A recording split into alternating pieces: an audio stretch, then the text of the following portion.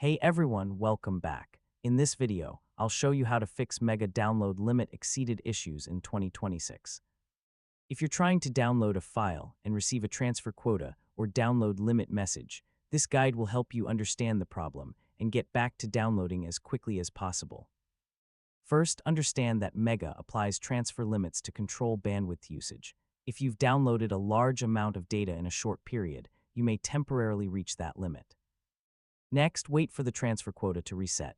In many cases, the restriction is temporary and will be removed automatically after some time. Now check whether you're signed into your Mega account. Logged-in users may have different transfer allowances compared to guest users. If the issue continues, pause other downloads running on your account. Multiple active transfers can consume your available quota faster than expected. Next, close unnecessary Mega tabs or applications and retry the download after a short wait. If you're downloading a very large file, consider downloading it later when your transfer quota has refreshed. Now make sure you're using the latest version of the Mega desktop or mobile application. Updates can improve transfer management and overall performance. Next, verify that your internet connection is stable so downloads can resume properly once the limit is removed.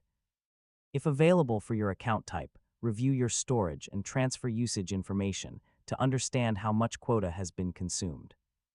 Finally, once the transfer limit resets, restart the download and allow it to continue normally. And that's it. You've successfully learned how to handle Mega download limit exceeded issues and get your downloads working again. And don't forget to like, share, and subscribe for more helpful tutorials.